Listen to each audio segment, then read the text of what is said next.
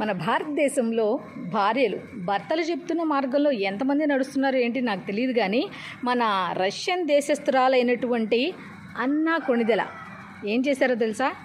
భారతదేశాన్ని పొగడటానికి మాటలు అవసరం లేదు, భాష అవసరం లేదు, ఎక్స్ప్రెషన్స్ చాలు అని ప్రూవ్ చేశారు. ఏ విధంగా అంటే, ఒక దివ్యాంగులు ఉంటారు కదా, కొంతమంది అంగవైకల్యం అని మనం అనకూడదు, స్పెషల్ కేటగిరీ పీపుల్స్ ఉంటారు కదా, వాళ్ళు ప్రత్యేక ప్రతిభావంతులు పోనీ అట్లాగనుకుందాం, వాళ్ళ గురించి ఎలా చెప్పారు తెలుసా? దేశభక్తిని ఈ విధంగా కూడా ఎక్స్ప్రెస్ చేయొచ్చు, మాటలతోనూ భాషతోనూ కాదు అన్నట్టుగా భారతదేశం యొక్క ఆ జనగణమన యొక్క గొప్పతనాన్ని ఆవిడ వివరిస్తుంటే నిజంగా మనలో ఎంతమంది మన సంస్కృతి సాంప్రదాయాలను పాటిస్తూ మన భారతదేశాన్ని గౌరవిస్తున్నారు. ఈ క్రెడిట్ అంతా ఎవరికి వెళ్తుంది ఒకసారి చెప్పండి అంటే పవన్ కళ్యాణ్ గారికి వెళ్తుంది. ఎందుకంటే ఆయన నాలా ఉండు అని ఆయన చెప్పరేమో, బహుశా ఆయన ఏం చేస్తుంటే అది ఈవిడ ఫాలో అవుతున్నారేమో.